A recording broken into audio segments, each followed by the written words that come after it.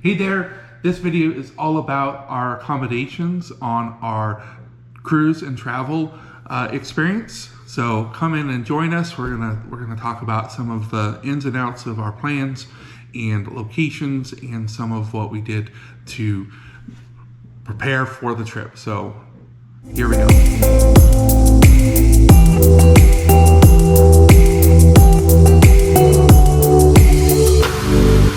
Hi everybody, my name is Nick. I am with the Cruise In family. We are a family of 5, and we are going to be doing a vlog once we're on the cruise, and this video is part of the preparation. So we're going to be talking to you today about the accommodations, getting to, while on, and after the cruise. So to kick things off, I'm going to talk about transportation. There are lots of ins and outs of getting from place to place. And since we're not driving ourselves, we are actually going to have some of our friends are going to drop us off at the airport. So we have to coordinate with them. And then once we're in Orlando, we are going to take an Uber and then Ubering around Cape Canaveral while we're in Cape Canaveral, and then over to the ship. And then after the cruise, we're going to do the same back. And we understand that that might be more expensive, but for the needs that we wanted, the needs that we have, we feel like it'll probably be around the same amount or a little bit less than hiring a company to do private transfers. The airline that we're going to use is Southwest. We had booked 2 direct flights, obviously there and then back. Since we booked, Southwest has sent us an email rescheduling both of the flights, adjusting the time, making it later in both situations. So we're leaving here later and we're leaving Orlando later to come back.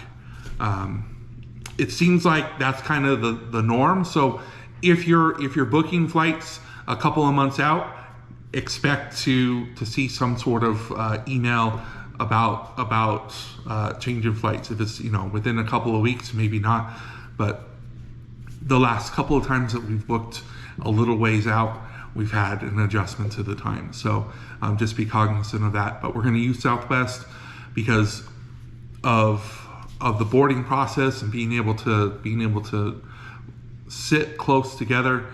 We feel like it's our best option. There were some less expensive options that were direct flights from Phoenix Sky Harbor to the international airport there in Orlando, but we chose to go with Southwest this time.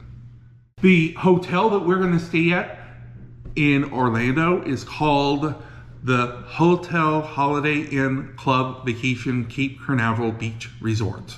There's a lot of words in their name.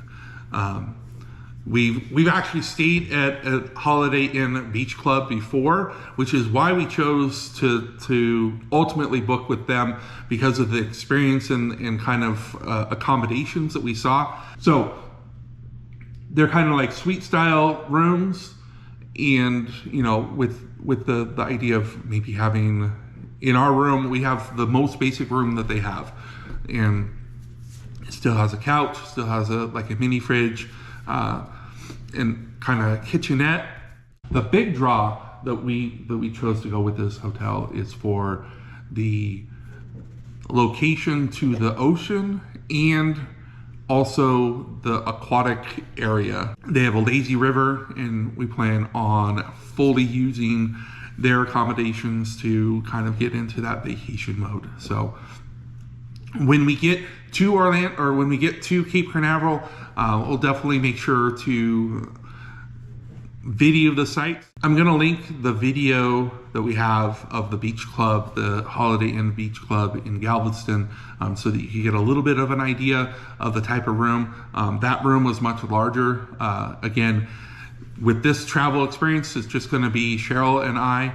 So we don't need as big a room because we're not 5, we're just 2 this go around. But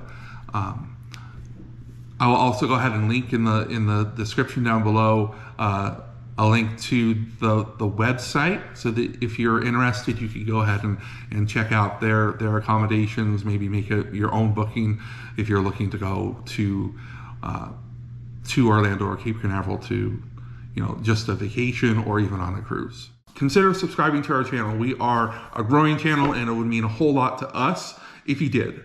And I'm going to continue to bring this sort of footage, this sort of information to the channel. So please consider subscribing. So after the cruise, we are going to get off the ship. We're going to go back to Orlando, and then we're going to stay at a hotel that's kind of close to Disney World. We're not going to Disney World, but we're going to stay at a place called Signia by Hilton, Orlando, Bonnet Creek.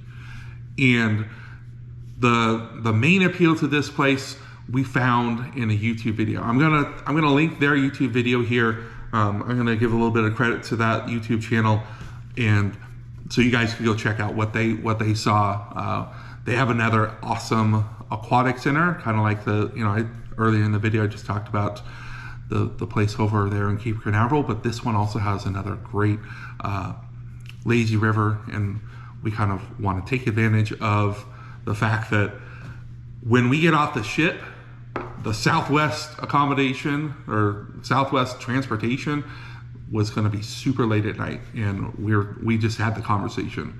What are we going to do between the time that we get off the ship and the time that we get on that airplane? One time we stayed a bunch of hours in the Seattle airport after a cruise to Alaska, and it seemed like kind of pointless. So we're like, hey, let's go ahead and book a place that we could just stay at, and we'll get on an airplane the next day. So we are going to get off the ship, go over to that hotel, and when we get there, I'll continue that process of looking at the location. Even though we found it on YouTube, I would love to, from our perspective, talk about it a little bit too. So I'll bring that to you later on. But that is what we're going to do after the cruise. So accommodations on the cruise. The cruise ship is huge. It's the second largest cruise ship in the world right now as I record this. I'm sure that in a little, in a couple of months it'll be the third or fourth largest, but right now it is the second largest. So definitely the accommodation. This is a huge resort that is a cruise ship, but we booked an interior guarantee, and I hear people all the time talking about, oh, you don't want to book the guarantee room because of the fact that you don't know the location. And if I'm being very honest with you, I'm being real with you, it's been a little nerve-wracking. This is not the first time that we've booked a guaranteed room. We've done it maybe 2 or 3 times before, but having no experience with Royal Caribbean and the fact that it is a huge ship has given a little bit more anxiety than I had hoped. So right around that 30-day mark, we got an email from Royal, and they told us that you're going to be in an interior room, which we knew because we booked an interior room. But the interior room converted to a 4U category, which is a interior with a virtual balcony, which is definitely going to be a new experience for Cheryl and I. We've never had a screen where there's a balcony that kind of peeks in. It definitely won't be a balcony because you won't be able to slide it open and go out to the balcony. I love to sit out on the balcony and enjoy coffee or whatever. So we'll see what that experience is like.